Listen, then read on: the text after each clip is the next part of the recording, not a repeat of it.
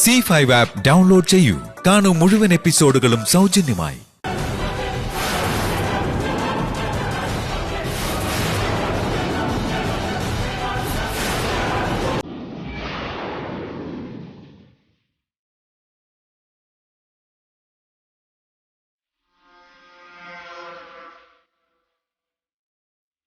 ഇപ്പൊ കാര്യം പിടികിട്ടിയോ?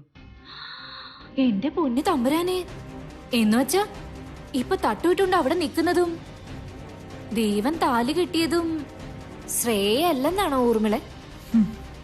അതാണിപ്പോ ഉറപ്പിച്ച് പറയാൻ പറ്റാത്തത്. സിനിമാ മോഹം മൂത്ത് ശ്രേയ ചാടിപ്പോയപ്പോ കല്യാണം മുടങ്ങുമെന്നാ ഞാൻ കരുതിയേ. പക്ഷേ അവരവിടെ അതിബുദ്ധി കാണിച്ചു. മറ്റാരെയോ വേഷം കെട്ടിച്ച് മണ്ഡപത്തിൽ കൊണ്ടുവന്നിരുത്തി. അപ്പൊ തന്നെ നിനക്ക് ആ തട്ടുടുത്ത മാറ്റായിരുന്നില്ലേ? അവിടെ ഇരിക്കുന്നത് ശ്രേയല്ലെന്ന് അറിയുമ്പോ കല്യാണം മുടങ്ങുമായിരുന്നല്ലോ. അത് ശരിയാവില്ലല്ലോ ചെറിയമ്മേ. കല്യാണം മുടക്കാനല്ല ഞാൻ ആഗ്രഹിച്ചത്. ദേവൻ എന്ന ആ രാജകുമാരൻ മരണം വരെ മോഹിച്ച പെണ്ണിനെയും കെട്ടി സുഖമായി ജീവിക്കരുത്.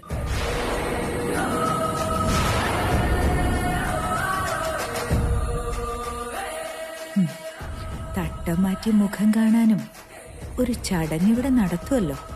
അപ്പൊ പ്രണയിനിക്കല്ല താലി കെട്ടിയതൊന്നും ശ്രേയയുടെ സ്ഥാനത്ത് മറ്റാരോ ആണെന്നും മനസ്സിലാവുമ്പോ ശ്രേയെ കെട്ടാനും പറ്റില്ല. താലി കെട്ടിയവളോടൊപ്പം ജീവിക്കാനും പറ്റില്ല. അത്ര തന്നെ. ആദ്യ രാത്രി മുറിയിന്നിറങ്ങി ഓടാൻ പറ്റില്ലല്ലോ. എന്നാലും ചെറിയമ്മേ, അവരുടെ എല്ലാവരുടെയും മുഖത്തെ സന്തോഷം കാണുമ്പോ ദേവൻ താലി കെട്ടിയത് ശ്രേയയ്ക്ക് തന്നെയാണോന്ന് സംശയം തോന്നുന്നു. അതിന് ചാൻസ് ഇല്ല ഊർമിളെ. ഇവിടുത്തെ ചടങ്ങുകൾ ആരംഭിച്ച സമയത്ത് ശ്രേയ എന്നോടൊപ്പമായിരുന്നു. അങ്ങനെയാണെങ്കിൽ വേഷം വെളുക്കുമല്ലോ എന്നൊരു ഭയം അവരുടെയൊക്കെ മുഖത്തുണ്ടാവേണ്ടതല്ലേ വരണേ? പക്ഷെ ഒരു കൂസലും ഇല്ലാതല്ലേ അവർ നിൽക്കുന്നത്.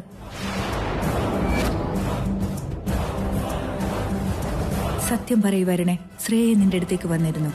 നിനക്ക് വേണ്ടി ഞാൻ നുണ പറഞ്ഞെന്നിരിക്കും, പക്ഷെ നിന്നോട് ഞാൻ ഒരിക്കലും നുണ പറയില്ല. അങ്ങനെയാണെങ്കിൽ എന്താണ് അവരുടെയൊക്കെ ആത്മവിശ്വാസം? എങ്ങനെ അവർക്കിങ്ങനെ സന്തോഷിക്കാൻ സാധിക്കുന്നു? ഇപ്പൊ എന്തിനാ തർക്കം? അവിടെ ഇരിക്കുന്നത് ശ്രേയാണോന്ന് നോക്കിയിട്ടിരുന്ന പ്രശ്നമല്ലേ ഉള്ളൂ. അതിനെന്താ വഴി?